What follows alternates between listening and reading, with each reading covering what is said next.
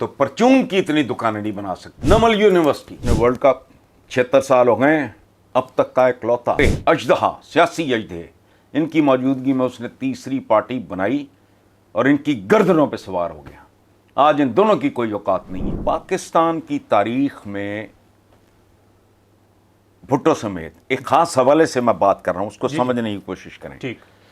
وہ ایک political genius تھا، یہ تھا وہ تھا سارا کچھ، وہ اپنی جگہ. اس نے ایک پارٹی کا جو کنٹریبیوشن اس ملک کے لیے عمران خان کی ہے اس کا تو ہزارواں حصہ یہ نواز شریف فلاں نیٹم کا نہیں. کیا بیچتے ہیں یہ؟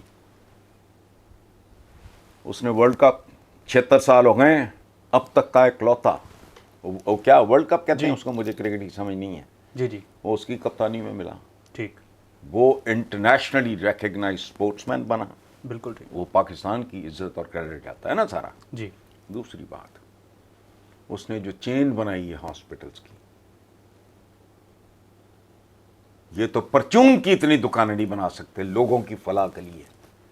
نمل یونیورسٹی، پھر ان دو کوبروں میں کوبرے اژدہا سیاسی اژدہے ان کی موجودگی میں اس نے تیسری پارٹی بنائی اور ان کی گردنوں پہ سوار ہو گیا.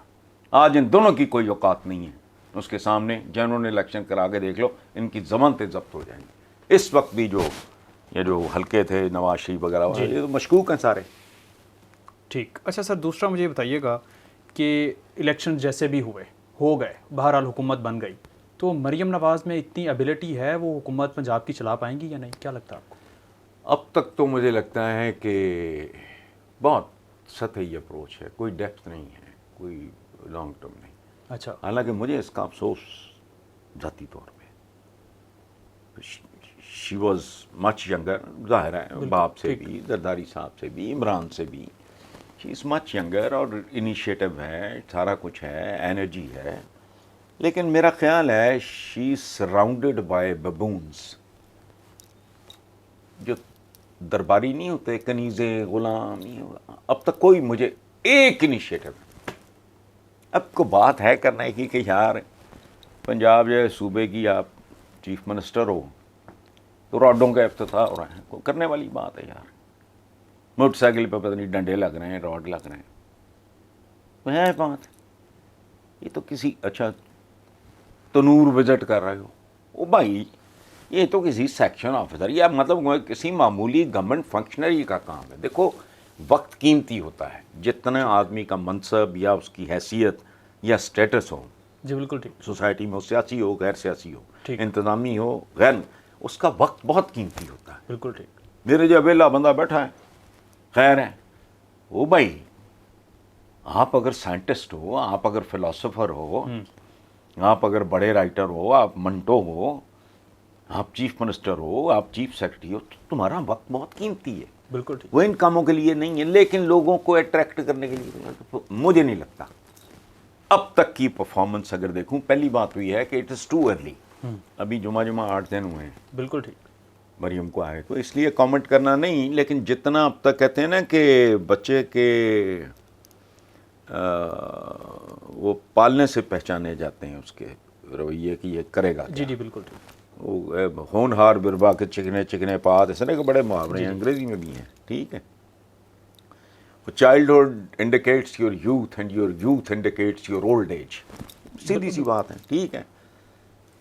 تو اس حوالے سے اگر دیکھا جائے تو میں اب تک ذاتی طور پہ مجھے دکھ ہوتا ہے، میں سچی بات، میں کوئی یہ نون لیگ شون لیگ وغیرہ میرے لیے تو میں تو مدت ہوئی پیپلز پارٹی کو بھی، میں تو کریٹک ہوں، میری تو کبھی کسی سے بنی نہیں. بالکل ٹھیک. 1 سال 2 مہینے 3 مہینے ہوئے تھے.